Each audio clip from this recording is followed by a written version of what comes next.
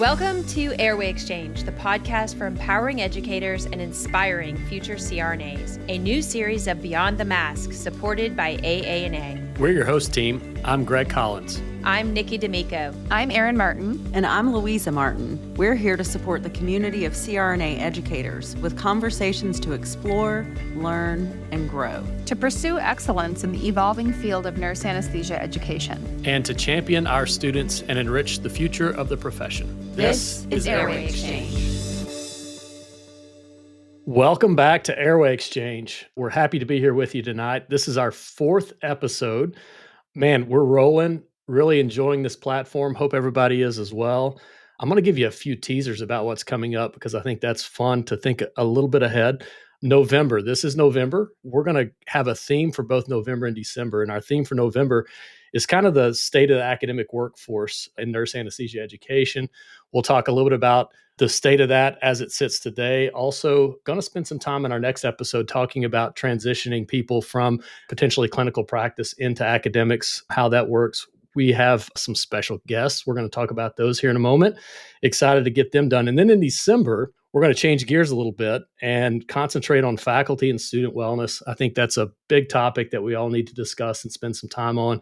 And we have some special guests lined up for you there too. So Louisa, how are you? Thank you so much, Greg. I'm doing well, and I'm excited to be here tonight with our esteemed guest, Terry Durbin. She is a PhD and DNP prepared certified registered nurse anesthetist, and she's also a fellow in the American Association of Nurse Anesthesiologists. So she's a CRNA and the director of the School of Nursing at Western Carolina University. Her work focuses on rural health equity, culturally responsive nursing education, and the development of sustainable healthcare workforce pathways in Western North Carolina and beyond. Dr. Durbin has extensive experience in graduate nursing education and academic leadership, including program development, accreditation, and faculty mentorship. And she's also actively engaged in national professional service and scholarship, with particular interest in supporting and strengthening the nurse anesthesia educator workforce. So Dr. Durbin, thank you so much for being here with us tonight.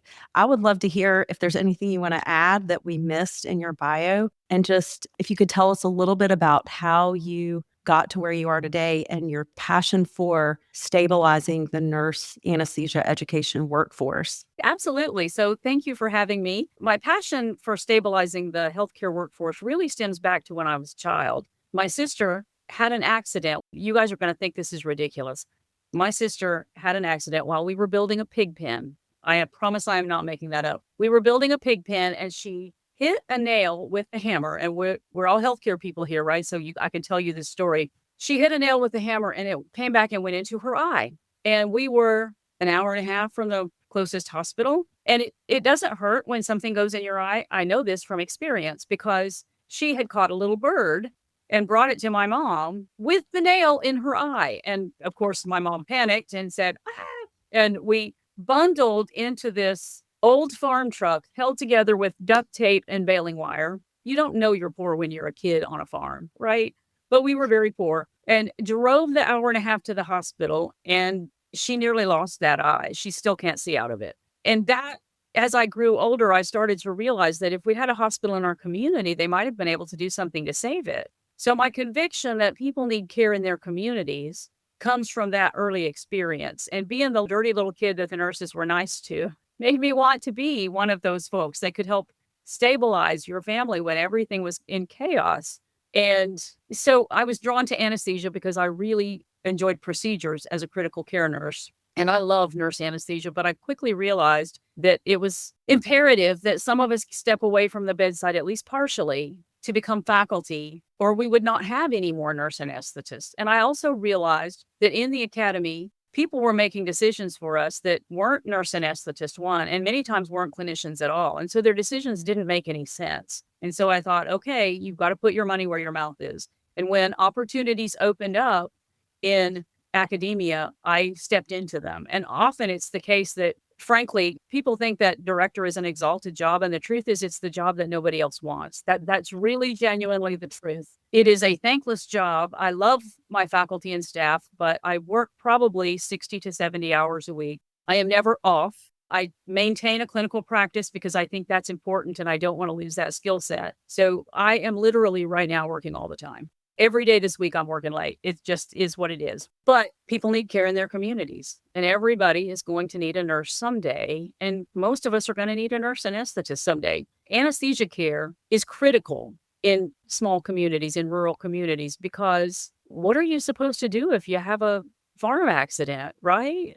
Bite on a stick, drink a bottle of Jack while somebody sews up your leg or reattaches your wrist. And what about women in labor? We know that if women have to travel long distances when they're in labor or for peripartum care, they won't get it and people die. Women die and babies die. And so anesthesia services in rural communities are critical to community health. And it just so happens that those are nice jobs for nurse anesthetists. You don't meet very many anesthesiologists, at least I haven't, that want to work in a rural hospital for the amount of money that a rural hospital can give them. Right? They usually those folks, and no offense to them, it's just a different type of practice. Usually those folks tend to want to work in bigger cities at bigger hospitals that can subsidize their billing, right? Nurse anesthetists, by virtue of the way that we're trained and the cost of our education, can afford to work for what we bring in small rural hospitals. And we're willing to do that in many cases, particularly if we grew up in and around those communities. So I became convinced and still am that it is critical that we stabilize the nurse anesthesia faculty workforce so that we can have more nurse anesthesia training programs across the country that can train providers that we can then deploy into these rural areas, because rural health is really my big passion. It's obvious you're passionate about that. That comes through, Terry. So thanks again for sharing a little bit of your expertise with us tonight. Give us just, if you will, kind of an overview of where we stand right now with our nurse anesthesia educator workforce. What's the gaps maybe that you've identified? What are the concerns for the present, but also what are the concerns for the future? The biggest thing that we're fighting right now, we did a survey, and it turns out that according to the data, the turnover rate for program administrators in the 5-year period, 2015 to 2020, is about 15%. And that's a pretty big turnover rate because it's often a thankless job, right? As well as my job, it's also a thankless job. I have a wonderful nurse anesthesia program director and associate director. They're amazing. But it can be a thankless job. You're always on. There's a lot to keep track of. The Council on Accreditation is a wonderful accrediting body, but by and large, the most demanding. And so we take these clinicians and we bring them into academia, which can be a very toxic environment. And then we add the pressures of accreditation, not just from the COA, but from whatever nursing accrediting body they have to deal with. We have many times nursing faculty are envious of nurse anesthesia faculty because our salaries tend to be a little bit higher. Our autonomy is a little bit higher. They sort of think of us as cowboys. Some of them don't believe that what we do is real nursing because the patient is not awake. Of course, I would argue about that, right? You have to develop rapport very, very quickly with a patient that's going to go to sleep in the next 5 or 10 minutes. And we get really good at that. But nonetheless, we bring people into this toxic environment. And there's really not a training program that tells you, other than the 2 or 3 day new program directors workshop that is put on that folks can attend if they have the ability to do so. That's very helpful. It's like a little tiny bit of the fire hose that you're going to be drinking from when you take on this faculty role. We didn't look at faculty vacancies as such because faculty work arrangements differ so widely across programs. Sometimes faculty members are shared with hospitals. Sometimes they're university employees. Sometimes they're solely hospital employees. And it was very complex. And so we didn't put together a survey. We may work on that, but we haven't done so yet in faculty vacancies. But the American Association of Colleges of Nursing estimates faculty vacancies to be about 8%. And my guess would be that nurse anesthesia faculty vacancy rate is higher. That's anecdotal. I don't know that to be true. It feels like that, though. I was going to say, we see advertisements so often. I get solicitations in my inbox probably twice a week for anesthesia faculty positions. So yeah, from an anecdotal perspective, I think we're higher than the average faculty vacancy rate. Well, and the program director vacancy rate is probably a decent proxy to suggest what the faculty vacancy rate is too, because typically those are promoted up out of the faculty membership. So that's probably statistically a pretty good proxy, I would say.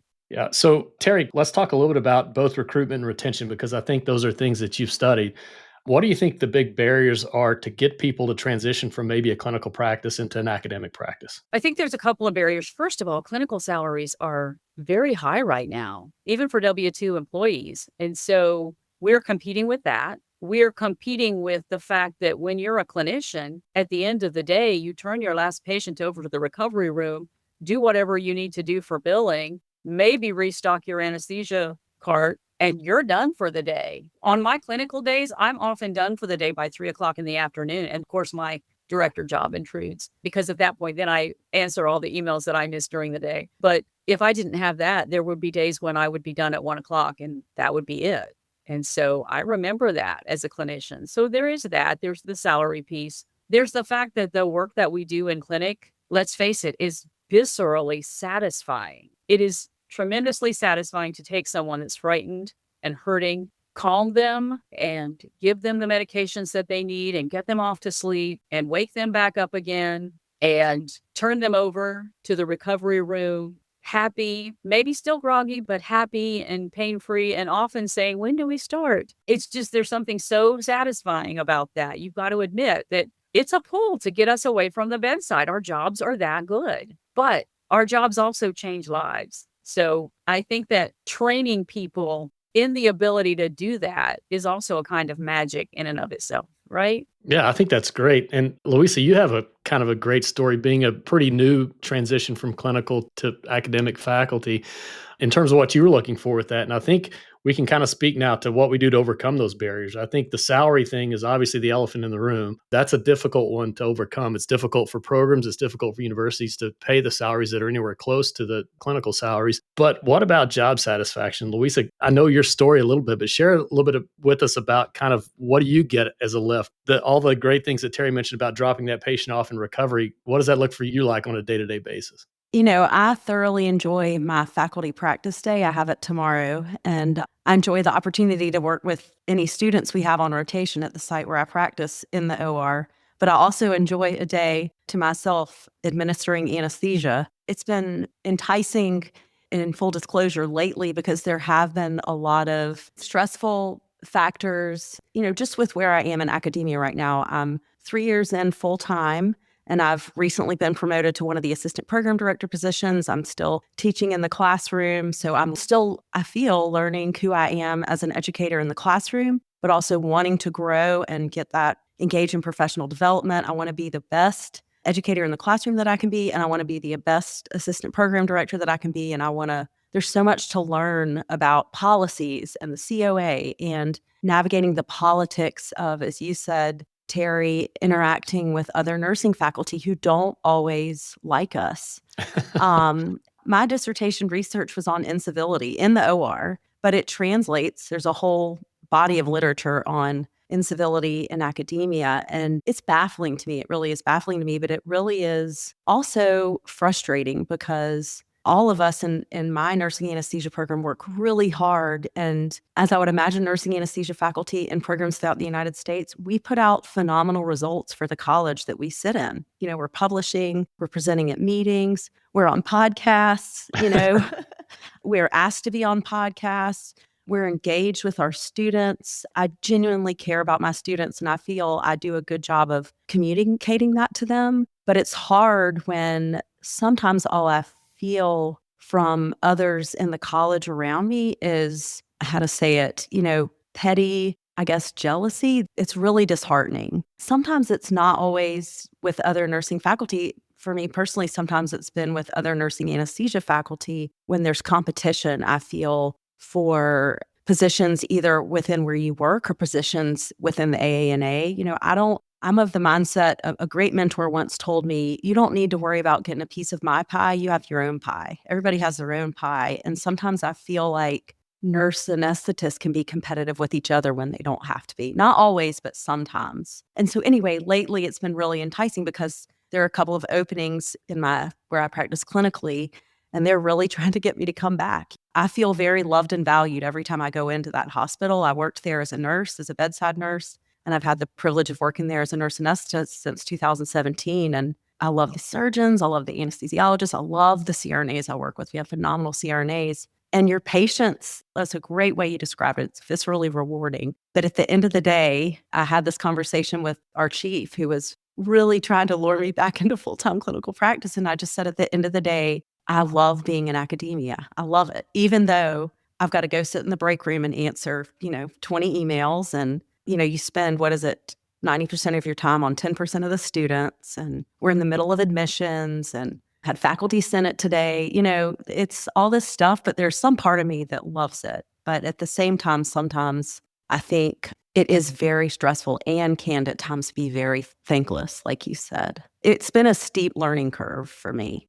So my question would be, what does the advisory panel, it's the task force has morphed into an advisory panel. What have y'all seen as far as, I know we talked about recruitment and salaries, but what about retention and wellness and new faculty? What do you think is important as far as retaining new faculty? Well, I think that your story illustrates it beautifully. You're describing exactly where normal feelings for someone who is 3 years in, right? And it's particularly challenging right now in academia because there's so much going on politically that is really hard to ignore. It's really hard to keep that to the side and focus on what your students need. I remind faculty all the time that there is no situation politically in which it would be better for these students not to get a nursing degree, not to get an advanced practice degree. So we have to ignore the extraneous noise and focus. But this is challenging, right? It's extremely challenging. And so I think your feelings are very normal. I do. And I think part of the retention piece really needs to center around mentorship and support, some scaffolding for our faculty. Because frankly, if it were all about the money, almost none of us would be in faculty roles, right? Because only a select few pay what you can make as a clinician. My program certainly doesn't pay what our faculty can make as clinicians because we're in a state school in a rural area. So full disclosure, we have wonderful benefits because we're a state school, but you can buy a lot of benefits with $100,000 a year, right? So frankly, that doesn't do it. So I think that we need a lot of mentorship for our faculty. I think that the advisory panel would like to develop and is working on developing a formal mentorship program. But I think that we also need to develop and encourage informal mentorship, which is one of the reasons that so many of us were so upset when we heard that ADCE was going away. We thought this is our opportunity once a year to get together and reinforce those connections and commiserate with one another and normalize the things that nurse anesthesia faculty go through that other faculty don't necessarily go through. So when they reimagined ADCE as EDGE, we were so relieved about that. So yeah, I think the biggest thing for retention is going to be mentorship and support for faculty, normalizing these feelings of self-doubt, normalizing the feelings of fighting against toxicity, kind of an uphill battle against toxicity, and normalizing the idea that you can't possibly know everything because you can't. Students look at you like you should and expect you to, but nobody can know everything. Normalizing the ability to say, hey, I'm not the subject matter expert on that, but I know who is, or I'm not the subject matter expert on that, but I know where we can find some answers. Let's look it up. Those kinds of things. It doesn't bother me to do that at all now. I'll send a student out of the room and on their lunch break if they've asked me a question that I don't know the answer to and tell them, okay, for a little bit of your break, I want you to look this up and come back and teach it to me. But I would never have had the courage to do that when I was a brand new faculty member. That's great. I think that a couple of things that I'll tease out of y'all's conversation. First of all, very honest conversation, which I appreciate. I think that we have to have those honest conversations because that's the whole point of us having Terry on is to talk about we have a problem. And I think how are we addressing that problem both institutionally from the ANA, but how are we doing it at our own universities? And the idea of mentorship, I think, is just something that cannot be discounted. Hopefully, I think if you look across the nation at the successful programs, there is some sort of mentorship. Or if you look at successful academics, that people who have risen in the field of academics, I think that they've all had a mentor. And I think that's contributed. I can say that for myself. All the stresses that Louisa mentioned are stresses that I've had as well. I think that having that mentor to run those through is fantastic. But also, I think to kind of tie the ends up there, having the mentor there to point out the benefits and the things that I love about clinical practice, finding those benefits and finding those things that I love about academics, pointing those out, highlighting the fact that that small little change that I made in that person today, that one student, could be meaningful to my future. And my future is hopefully one day being retired, sitting on the sidelines and watching that student do the work that we're doing right now. So that's huge. And I think I appreciate you guys bringing that out. Terry, I want to ask you just a little bit more about the kind of the history of the stabilization task force that morphed into the advisory panel and how you came to chair that. So kind of give us just a little background on that, if you don't mind. I'm not even sure I remember. It may have been Dr. Erica Moore who reached out to me when the task force was new and said, hey, I think you'd be an excellent fit for this task force, given your passion for stabilization of the anesthesia workforce and the nursing workforce in general. It's all tied together. So she reached out to me, and I was a member of the task force for a couple of years. And we did some work around the nurse anesthesia program director turnover. We did a little work around salary, but we felt that the data that we collected didn't show as big a salary gap as we anecdotally knew existed, because we looked at advertisements and we knew what many of the state schools, frankly, you can look up what people are making. You can look up what I make. I'm in North Carolina. You can Google it. So we knew there was a gap, but the survey data didn't show that. And so we felt like if we released that survey data, we were doing people a disservice.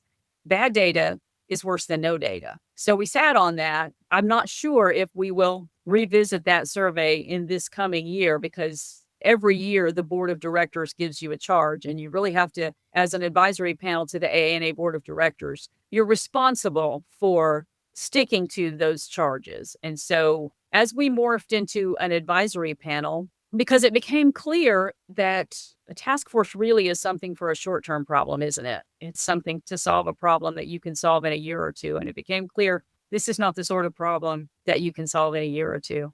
This is the work of a career, the work of several careers. There are several of us that are passionate about this, that are working on it. I'm thrilled to be able to chair the advisory panel this year. After this, I'll probably be rolling off of it and leaving it to the younger faculty, but it's been wonderful. I've really enjoyed the journey. Well, I think that's great. I think the things that you mentioned, particularly about the salary numbers too, I think we have to realize that many of academic salary numbers are relatively static, while the clinical salary numbers have been extraordinarily dynamic. And so it's difficult to procure that data because we're talking about a point in time. And by the time we go through the publication process, the vetting and publication process of that data, those numbers have changed significantly. So I think we can address the fact that obviously there's a delta there, and that's definitely a concern. I think the things that we've mentioned, though, in terms of just job satisfaction, that's one of the things that I can speak to. My job satisfaction being a clinician was extraordinary. I did not think that I could improve upon that very much until I started working in academics. And I find a different passion. I found a different line of my passion that really resonates with me personally, much more so than it ever did in clinical practice. And I say routinely that this is kind of what I was built to do. And it's the helping out. One of my favorite pieces of work when I was working, even as a clinician, I love taking care of patients. I love all of the things that you mentioned earlier. One of my favorite things, though, was when I had a coworker come up to me with a problem or a concern, and they'd say, how do I fix this? And A, them coming to me was recognition that I might be able to help them. But B, being able to return either an answer to them, which was rare. More so is like you mentioned, Terry, of me going and looking something up, me depending upon my network to find somebody who I knew had expertise in this, getting that person involved. When they came back and said, thank you for connecting me with that person, here's what I found out. Then also the person that I connected them to, man, thank you for bringing so-and-so into my realm, because they had something that I needed as well. Now I get to do that. We have about 70 students in each cohort. I get to do that 70 times a day. It's very meaningful to do that. And I think that adjusting my personal parameters a little bit in terms of job satisfaction has been really meaningful in that. And I think that we find that now. The problem is, and you guys are probably facing this on the panel, is how do you advertise that, right? How do we put that in a job ad to be a nurse anesthesia faculty member? It's difficult to really define what that means to different people. And more so, how do you communicate that going forward? So excellent points. Excellent points. I think that one way that we do that is we don't actually advertise. We work with our clinical preceptors and mentor them into faculty roles because they're seeing it firsthand. There is nothing like the aha moment that a student gets when they come into the OR and they see something that you've just been pounding away at in the didactic setting, and they see it play out with the anesthesia machine with their patient, and immediately the light bulb goes on and you can see it, and it's every bit as good as the best anesthetic you can do. It really is. So I think mentoring our clinical preceptors into faculty, kind of growing our own, so to speak, is one excellent way to overcome that challenge of how do we advertise it. I think another way to overcome it is just what we're doing right now, talking frankly about the rewards, but also the challenges associated with being a faculty member. I think we want to be very honest so that people don't come into this field and immediately say, wow, this is not what I expected at all, and resign as quickly as they can. We've got to be honest that it can be thankless. Students regress when they are under stress, and that regression can come out as anger with faculty, poor clinical evaluations, poor didactic evaluations, depending on what you're training them in, of course. I have students to this day that will not speak to me while they're students, but almost to a person after they graduate, I become one of their favorites. And it just is the nature of it. You have to do things sometimes that are really unpleasant. You have to work in an environment where the student is paying for a course of study, but they don't really know what they need. They think they know what they need. They think they know what will make their life easy. And they really want you to spoon feed education to them, and it doesn't work that way. You have to do the very difficult work of building your cognitive toolbox, and it is challenging, and students need support and faculty need support as they're providing that student support, or it all falls apart. I think what you mentioned in terms of being honest about it is the key to retention and maybe the key to recruitment too. I mean, honestly, we wouldn't be nurse anesthetists if we didn't like a challenge. And I think Right? that I think that what we're bringing up the challenges, I think. And I think that being honest about those is just going to not only help recruit future faculty members, but also keep those who are recently recruited retained. Because I think that if you know what you're getting into, it's funny. I have to bring up this too, because we've all heard the modicum about I'm going to plan on doing education later in my career when I get closer to retirement because there's somehow less work involved in education. And then and that's the biggest lie ever told, I think, in anesthesia, maybe, but maybe not. Maybe there's some bigger ones, but that's certainly a big one because day one of my job in academics, I realized that that was not true. Someone lied to me along the way. And if I would have known a little bit more about that, and luckily I had mentors that quickly brought me up to speed, but that would have made a difference. I think that historically have tended to see people in the last half of their career go into education, where now I think that as we're growing, as the number of our programs, we'll talk more about that in a moment, are growing, I think that we have to rely on a little bit more so the younger workforce. I think they have the energy that's necessary. They have the generational skills that are more applicable to the students and residents that we're bringing in. I think that's an area that we need to figure out how to tap into a little bit. Maybe that's something that the advisory panel looks at a little bit more in terms of how do we get younger people in here. I know Louisa is the youngest of the four hosts here. The rest of us all have a little more gray hair and are a little bit more in that point in our career, but she's a great example, I think, of how she's faced the challenges, and being honest about those, I think, is the right way to go. Terry, what about the day-to-day work of the advisory panel now in terms of relating that information back to the board of directors? What do you find really is the meaningful data that you're gathering? And you have the opportunity here. We're giving you the platform.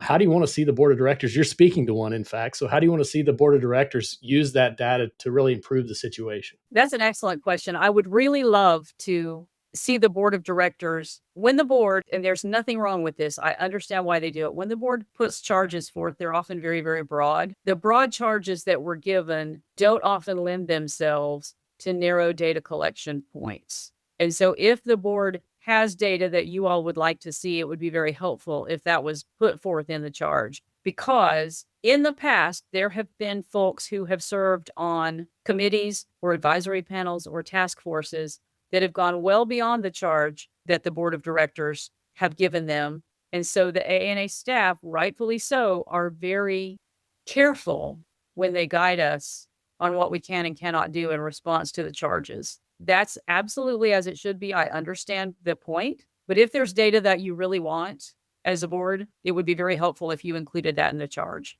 Very That's helpful. great information. I think that's fantastic. I think that's good stuff that we can relay, directly back. I think that, obviously the ANA has multiple advisory panels. I think this one, obviously, I'm particularly keen to because of my role on both sides, both the hats that I wear.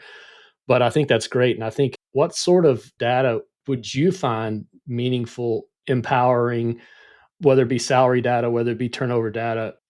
Give me some ideas about, kind of tease that out, what you would like to see or what you think. We have you on here as an expert, what you think might be meaningful into painting the picture of where we are now. But also, I mean, honestly, what we're trying to do is look a little bit into the future. We realize our workforce in general is in, I would say, crisis mode right now in terms of job openings and in terms of future predictions of workforce need.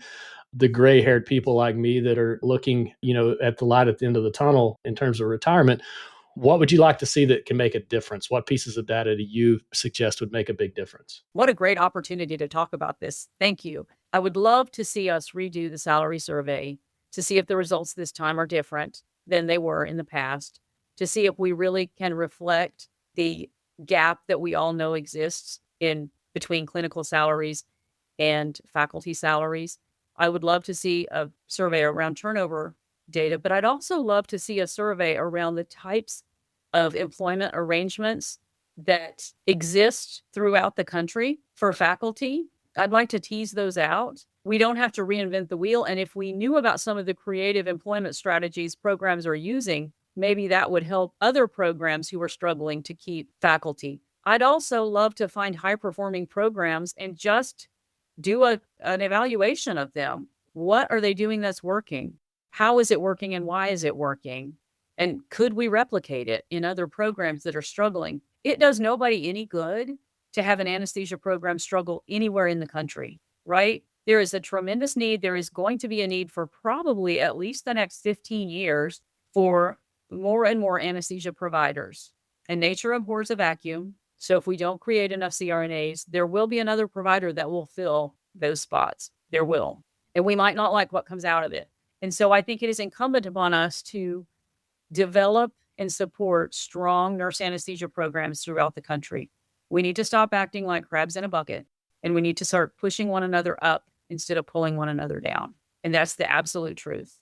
And we need to do that on many levels as a profession, as nurse anesthetists, but we certainly need to do it as faculty. We need to come up with a mindset that a success for one is a success for all. And if we start acting like that, by golly, I think we're going to see some differences. I think we're going to see the more we push people forward, the more we also move forward with them. It's win-win. That is an honest and outstanding answer, by the way. I think that wraps up really nurse anesthesia in general. I think you spoke to a lot of things there in that last statement. So quickly, you mentioned too the development of new programs, and obviously 150-ish programs, 10 to 15-ish or so in competency review right now.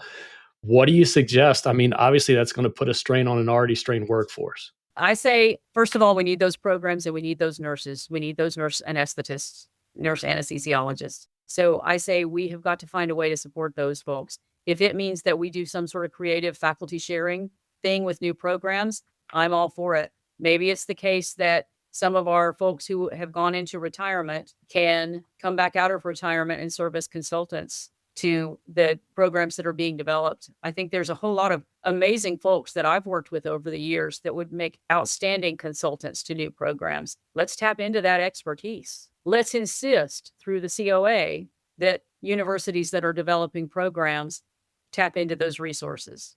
Let's ask every one of them to have a consultant. That's fantastic. That goes right back to the mentorship piece, right? Because I mean, who's better to mentor a new program than somebody that's been successful in the past, I think. Louisa, what do you have to add here? I'd like to know how, as someone, again, who's new, how can somebody who's interested in getting involved with the advisory panel, say next year or the year after in the coming years, how can we get involved with the advisory panel? I know we're wrapping up here, but I'd love to hear about that. Oh my gosh, fill out the application to be a committee member. Please do that because we need more people. Often it's the same faces because they're the ones who sign up and are willing to do the work. Now, it took me, I applied for 3 years in a row before I got a committee slot the first time. But since then, I have been on the education committee, the government affairs committee, now the stabilization advisory panel. So Be persistent if you really want committee work, and also step up and ask, hey, how can I help with that? Really, the best jobs I've ever had in my life, including this one, have come about when I've said, hey, you're working really lean. How can I help you with that? And I promise you, people will give you work. Great. That's a great call for service, Terry. And I think, kind of to put a bow on this, I think that we've talked about a couple of things in terms of really touchy subjects for the most part. I mean, we were really honest in terms of our personal experience, really honest in terms of the work of the advisory panel, how they're directing that information back to the ANA board of directors. This is meant to be, this podcast in and of itself is meant to be a discussion board. Now, you heard discussion tonight from your host and from our expert guest, but we want to hear from you, the listeners. We want to hear what your ideas are on this. Please go to our website, chime in on this. If you have ideas, we read all those comments. If you have ideas for future episodes, obviously this is not something that we could cover in a few minutes tonight. We're really interested in terms of the future of nurse anesthesia education. I think, Terry, you mentioned that. I mean, we have to be concerned about where we're going in the future. The workforce suggests that we're teetering over the edge of a potential cliff.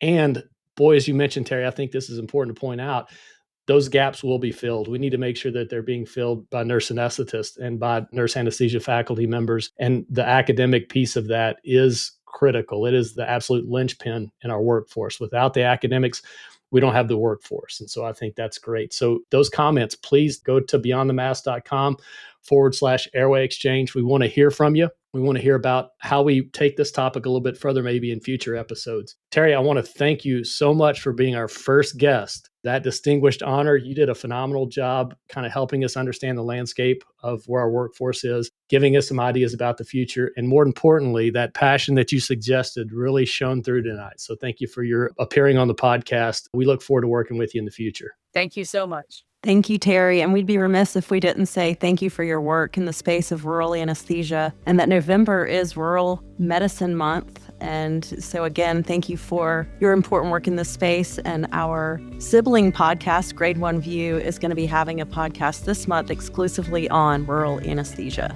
Fantastic. Thank you, guys.